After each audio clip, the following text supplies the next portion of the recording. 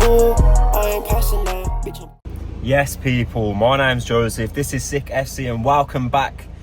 I've got a little bit of downtime at work right now, so I thought I'd just react to the Bayern Munich Paris Saint-Germain game yesterday. 5-4, probably one of the best games of football that I've ever watched. Honestly, there's so many things to talk about in this game. Football at the highest level. Like, I haven't seen wingers play like that in years. 4 wingers on the pitch. Diaz, Kvaratskhelia, Desiree Doué, and what's his name? Michael Elise. There you go.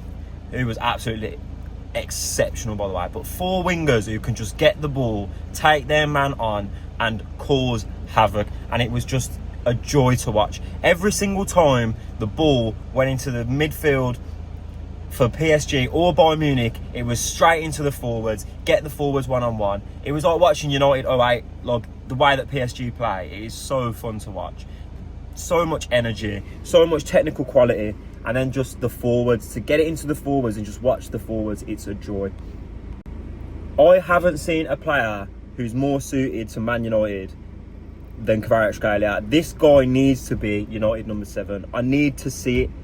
I will be devastated if this guy ever ends up at a Chelsea, a Man City or Liverpool. I'll be absolutely devastated. This is a Man United player, honestly. What a player, man. The ball striking, the dribbling, the strength, the physicality, the pace, the relentlessness. What a guy. And then you talk about, on the other side, for Bayern Munich, they've got Elise, who might have been even better than fucking Doué was. Or Doué. Well, I can't even talk. There's too many good wingers on the pitch. There's too many good forwards. There's too many good 1v1 dribblers. And anyone who's played football with me will know I love taking people on. I want to see someone get the ball, dribble at your man, take him on, have a shot, cut inside. And that's what we got. It was a treat. It took me back to being 10 years old, man. You remember when you was a kid and you were seeing those Liverpool Chelsea games on ITV, and it's like 3-3, 4-3, and you're just thinking, this is unbelievable. This is unbelievable. This is what football is meant to be. That was what football is meant to be yesterday. And then you come into today's game, and today's game's Atletico Madrid versus Arsenal, and you're looking at it and you're just thinking, can't we just have another round of Bayern Munich PSG? Do I have to watch these two defensive, awful, not lose first managers come against each other? The guy who's getting loaded before me is now going to be moving, so I'm going to have to resume this video in a second. This is what happens when you're like me and you're too poor and you need YouTube money and you also need job money. You end up having to interrupt your video. The lighting's not as good here. But yeah. Before I had to go and actually do my job, the one I actually get paid for, I was talking about how Arsenal and Atletico is not going to be any kind of game compared to Bayern PSG. Can we not just have another Bayern PSG? I mean, let's actually get into the game. So what happened in the game? So, game starts like a house on fire. Absolutely ridiculous pace to it, ridiculous intensity. Bayern Munich, about 10 minutes in, win a penalty. Stonewall pen, to be fair. Kane gets on it, tucks it away, and you're thinking, oh, maybe Bayern Munich are really on it. How are PSG going to respond to this? They respond with Kvaratskhelia going down the other end, cutting inside and scoring an absolute beauty. 1-1, you're thinking this game's got all the making to be everything. And then PSG get a corner, smallest man on the pitch, funded by Man United's Manuel Ugarte money, which breaks my heart every time I watch him play. João Neves with an unbelievable header. You got this guy who's like 5'6", out jumping 6-foot centre backs and fucking aesthetic headers to the back post. Oh mate, beautiful. Not like none of that thuggery you see in Premier League set pieces, man. Proper set pieces, proper football. I can't even. There's too many goals. I can't even remember what happened after this. Let me think. Yeah, João Neves 2-1. Oh yeah, Michael Elise. So another player who's absolutely exceptional. Michael Elise has got just the quickest feet in Europe at the moment, man. This guy's feet This guy's feet, the fact that France are going to have him and Cherki and Mbappe in a front line, it should be illegal. It should be illegal. There's no way you should be allowed to have that kind of tech in your front line. That is a joke.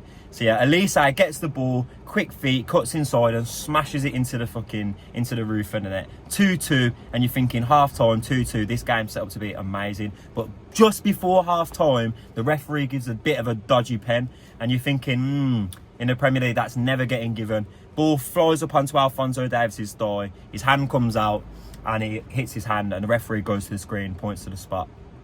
Dembele puts it away, 3-2 half time, and you're thinking, this game has been incredible. Surely the second half can't be as good as the first half. And it might have been better. It actually might have been better. Honestly, one of the best games of football I've ever watched. So, we go into the second half, 3-2 to PSG. You're thinking, maybe they're going to run away with it. And then they score again, and you think, wow, maybe they're going to run away with it. Kvaratskhelia again, latching onto a ball across the box, nobody clears it. Kvaratskhelia runs onto it, lovely strike, sends Neuer the wrong way, and you're thinking, 4-2 PSG. Wow, this game has got goals in it. And then 2 minutes later, it's 5-2, and you're thinking, oh my God, the time might be over, because Ousmane Dembele just takes a snapshot, catches Neuer completely asleep at the near post, in off the post, and 5-2, and you're thinking PSG have blown Bayern Munich away in like a 5-10 minute period in the second half. Nope. No, none of that, because Bayern Munich are getting back in the game. Great free kick, great header from Upamecano, 5-3, and then you think, they can't go again, can they? Harry Kane plays a beautiful pass into Luis Diaz, who takes this amazing first touch on the outside of his right foot, cuts inside and smashes it in the top corner, and it's 5-4. And genuinely, 9-goal thriller in the Champions League. You can't ask for more. You cannot ask for more. That game, that's one for the ages, man. You know, when you get older and you think about the kind of games that you're going to tell your kids about, oh, this game was mad and these players were doing this and that player was doing this. This is going to be one of those games where you tell your kids as well, one of the best games you've watched. Champions League semi, everything on the line, and we've got another one next week. This is why we love two-legged ties. I'm so glad that I get to watch another one of these games. Genuinely so glad. If you love football, you will be as excited as I've been about this. This has been the best game of the season so far for me. I mean, the only other game I can think that was as chaotic as this was probably United Bournemouth 4-4, and we were involved in that, and it was horrible for me as a United fan. So this is game of the season. And actually, the Bayern Munich Real Madrid tie just before this, the one that Bayern Munich came through in, that was brilliant as well. The Champions League football this season has been at such a higher level than the Premier League.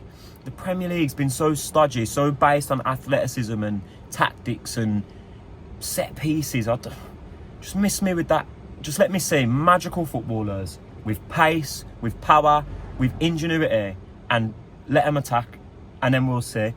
Vincent Kompany after the game got questioned about some of the poor defending, and especially being a centre-back, you'd be interested to hear what he says. I've seen a fair few Arsenal fans on Twitter talking about, oh, the defending, the poor mistakes and all stuff like this. You can't defend against attack like that. You can't defend against attack like that. If you've got forwards playing at that level, at that pace, that intensity, defenders are going to make mistakes. I can't sit there and be like, looking at what the defenders did in that game and complaining. I don't even think the defenders had a bad game. Even the defenders were on the front foot, trying to get forward. Upamecano's making overlapping runs. What am I seeing? It's unbelievable game of football. So to any of the naysayers talking about defending, I think you need to hear what Vincent Kompany said. And I'm paraphrasing here, so bear with me. But he basically said that Bayern Munich and PSG are two teams going at it like that. They either have to defend all out or they have to attack all out, because that's how good PSG are. That's the kind of respect that they demand. And he also said that Bayern Munich demand that same kind of respect, and I think he's bang on. When you look at the game, there were lots of good bits of defending, good pieces of defending. However, when the level of each team is so high, if PSG are going to go all out attack against Bayern Munich, the only way Bayern Munich can combat it is by putting 10 men behind the ball or going punch for punch. So they went punch for punch, and I'm so glad they did. Rather than trying to stick it out, rather than trying to put 10 men behind the ball and counter-attack, they actually just went, fuck it, we'll have it. What a game of football. So, yeah, hopefully we get another game like this next week. This has just been a quick video, excited video, talking about a brilliant piece of football that we all watched yesterday. Hopefully, Atletico and Arsenal doesn't show up the absolute horror show that we think it's gonna. But if it does, then we'll just have to keep watching the highlights of PSG Bayern on repeat. But yeah, I've been Sick FC, aka Sick Boy Joseph, aka whatever you want to call me. And this has been a Champions League review, a midweek match day report, sorry. So yeah, bless.